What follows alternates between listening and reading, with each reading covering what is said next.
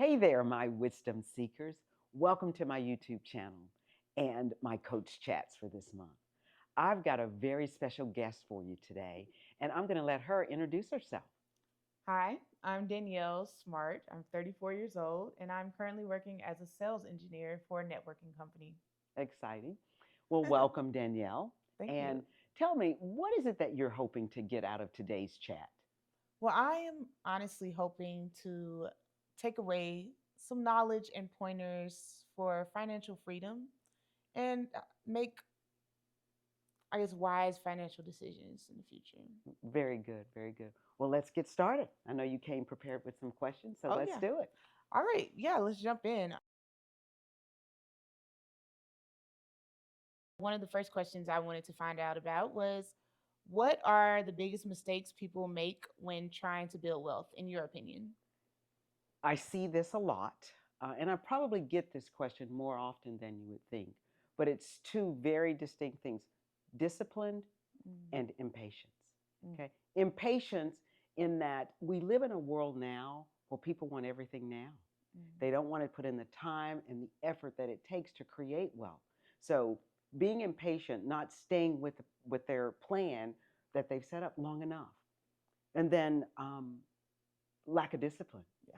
Once they've set the plan, they know what they want to do, they start saving money, and they stop. They see something that they want and they abandon the plan, right? Because Right. they don't have a system in place for buying and spending. One of the things that people need to understand when they are trying to create wealth is that most people have wealth in three different areas. It is, and I call them the pillars of wealth. Mm, They have it in real estate, stock, and business. And if you want to create wealth consistently, then you want to continue to invest your money in one of those areas on a regular basis. And it's easier than you think. If you work for a company, you can do it in your 401k. You can do it in your home by just purchasing a home and building mm, equity. mm. So, staying disciplined and being patient would be the two biggest things that I would say that sabotage people. Sabotage. Okay. All right? Yeah. Thank you. Mm-hmm. Okay. So, I guess my second question for you would be what resources, I guess, books, podcasts, or mentors have shaped your financial mindset? Wow.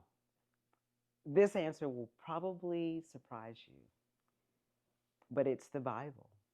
Oh, Did you know that there's over 2,300 verses in the Bible that talk about finances and stewardship? And the Bible has taught me how to steward my money. It's taught me generosity. mm, It's taught me how to avoid greed. It's taught me how to continue to trust God instead of wealth.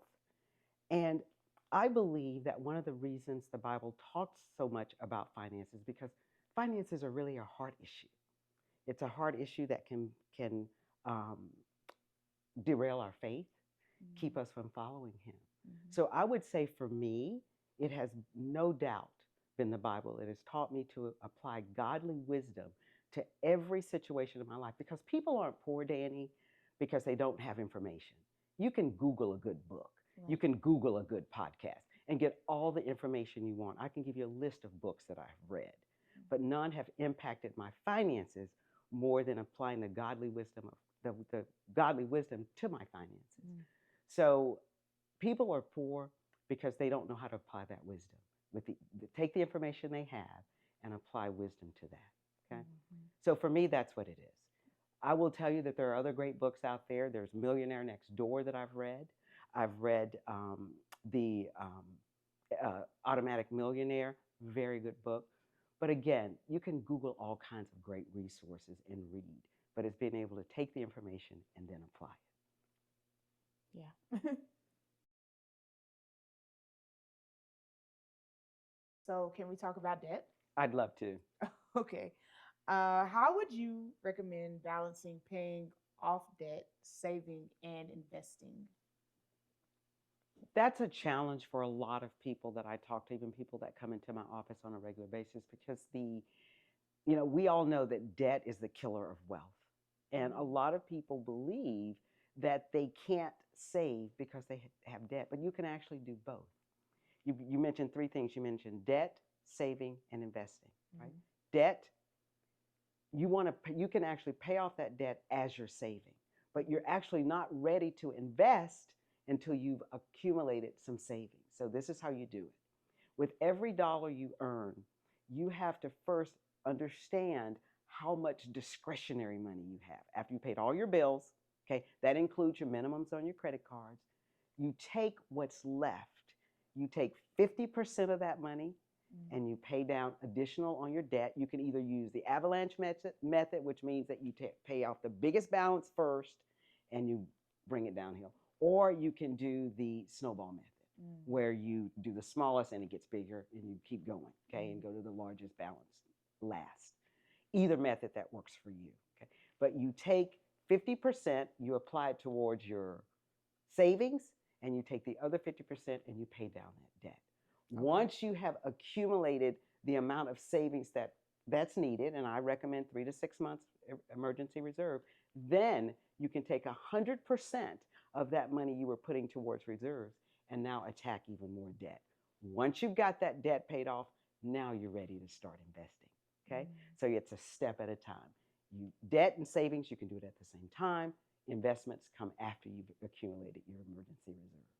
Okay.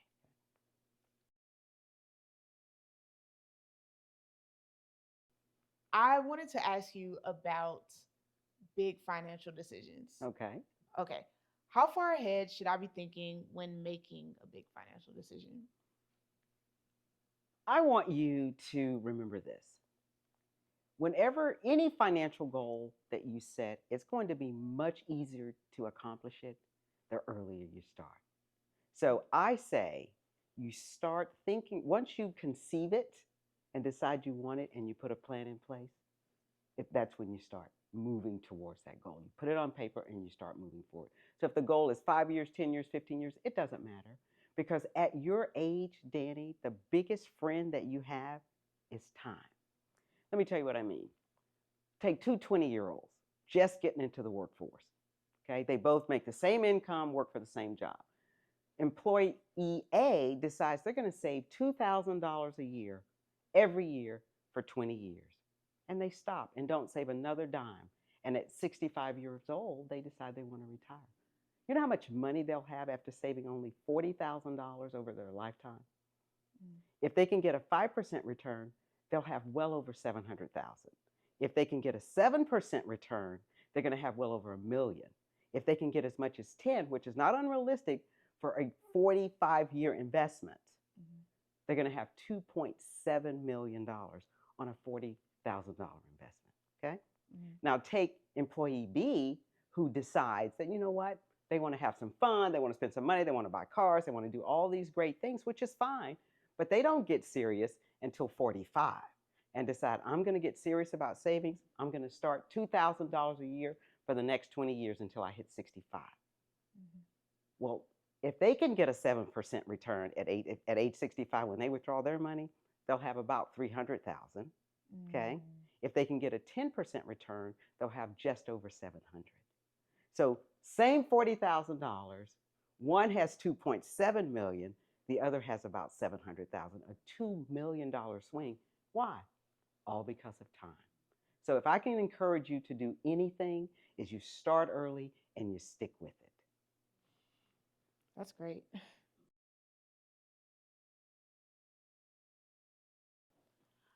I want to get some advice from you about making good habits. Mhm.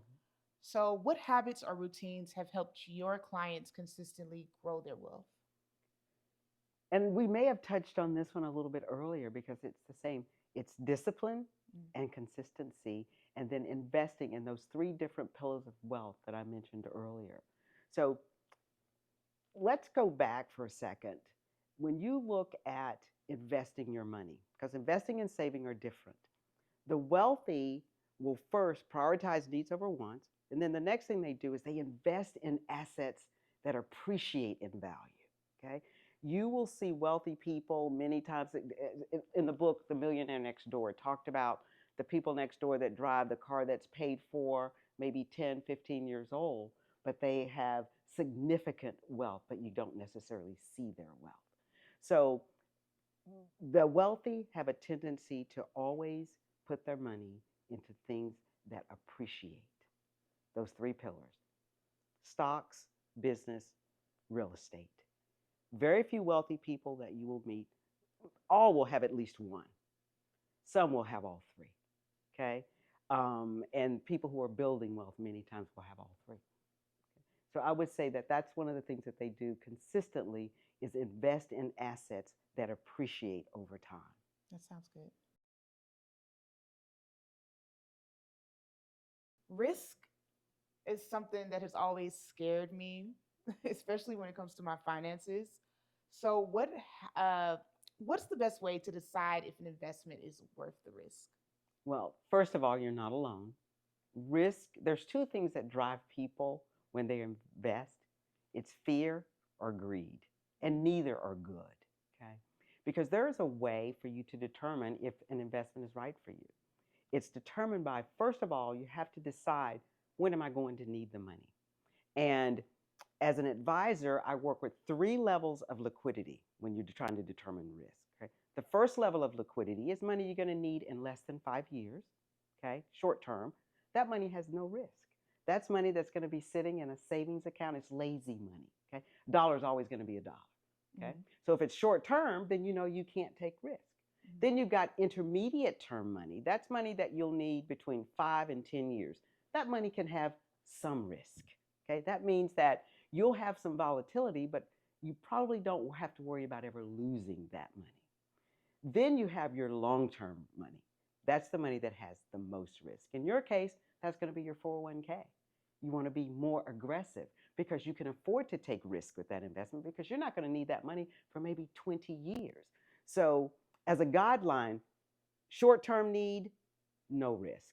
Intermediate need, some risk. Long-term money, the most risk. So that will always keep you in the right lane when you're trying to decide on whether or not this is a good investment for you. Okay. Yeah. Thank you. Mm-hmm.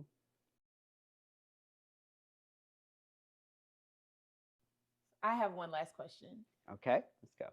If you were starting over today, what would you do differently with your money?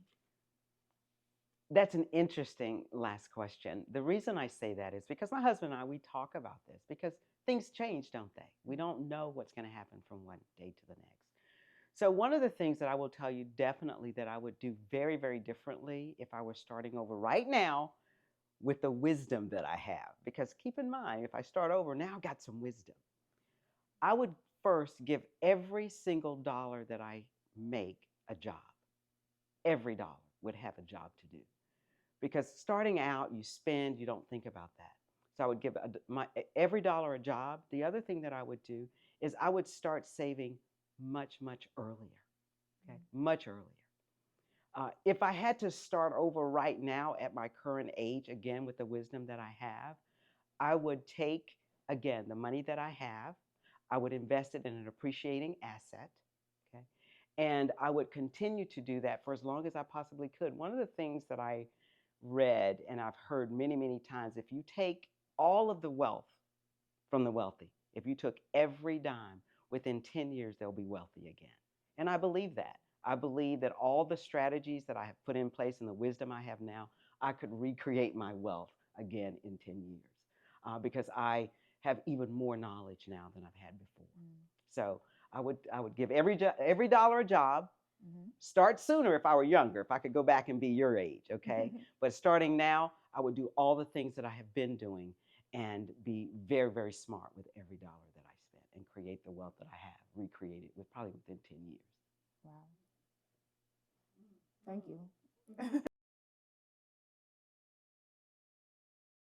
Danny, thank you so much for coming today and joining me in Coach Chat. Your last question was great. It actually was a great lead-in for my wealth work that I like to give to the community each month. I love to give homework assignments. And this month, I'm focusing on budgets. So, and the reason I'm focusing on budgets is because I've heard so much from the community about how they're afraid to really put a budget in place. And that fear comes from the fact that they know that budgets will reveal those unhealthy spending habits. It's kind of like being afraid to go to the doctor because you don't want to hear the diagnosis. But I can promise you this, that if you will put it on paper, get over the fear of doing that, you're ready to take control. So here's some things I want you to accomplish this month. One, I want you to figure out your net income. How much money are you bringing home every single month? There's no way to do a budget unless you have a clear picture of your bring home pay. Secondly, I want you to track your expenses and I want you to separate the needs and the wants. Okay? Because again, there's no way to put a budget in place if you don't know your spending habits. Then I want you to set a realistic goal. Doesn't matter what that goal is. It could be to establish $100 this month in reserves. It could be that you're saving for home. Whatever your goals are, I want you to set those financial goals. And then lastly, I want you to find a way to track those goals. Doesn't matter, once again, how you do it. Depending on your personality, it can be an app, it can be a spreadsheet, it could be just good old pen and paper. Doesn't matter. But find whatever works for you and stick with it. And always remember that I'm here to answer your questions. Don't forget to DM me your questions, like, share, and set your notifications so that you don't miss upcoming coach chats. See you soon.